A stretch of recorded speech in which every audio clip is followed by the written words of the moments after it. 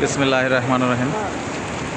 আজ আমরা সৌন্দর্য লীলাভূমি কক্সবাজার হেমছড়ি পাথর টেক এলাকায় আসছি। পাথরের পাশে সমুদ্রের ঢেউ প্রাণমুগ্ধকর, মন জুড়িয়ে যায়। মেন আসমান পানি।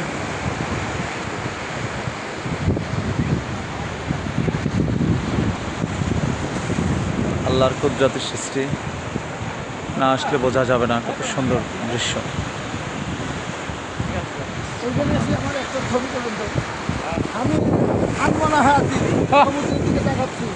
টেনশন করতেছি।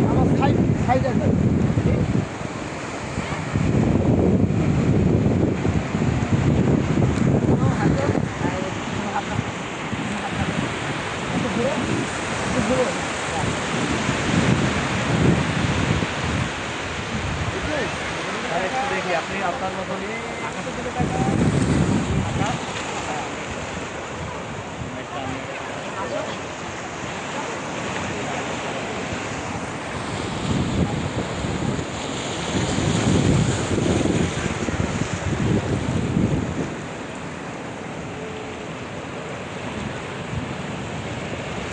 সুবহানাল্লাহ, সুবহানাল্লাহ, সুবহানাল্লাহ। সুন্দর পৃথিবীটা কিন্তু খুব সুন্দর করে সৃষ্টি করেছে।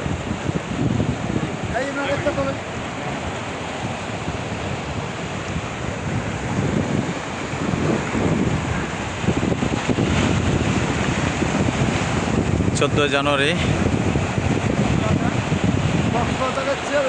2026 রোজ বুধবার দুপুরে 1টা বাজে আমরা এখানে এসেছি। সারা বাংলাদেশ থেকে বিজয়ী এক ঝাঁক তরুণ তরুণীদেরকে নিয়ে আকিস তাকাপুর লাইফ ইন্স্যুরেন্স কোম্পানির বাংলাদেশ থেকে আগত এক ঝাঁক বয়স্ক তরুণ বিজয়ী যারা হয়েছেন তারা ঘুরতে এসেছেন কক্সবাজারে। কোম্পানি প্রতি বছর এরকম বিজয় মেলার আয়োজন করে থাকে। আমরা ভাগ্যবান যে আকিস গ্রুপের একটি প্রতিষ্ঠান আকিস তাকাপুর লাইফ ইন্স্যুরেন্স ইসলামী অর্থনীতিতে কাজ করতে পেরে।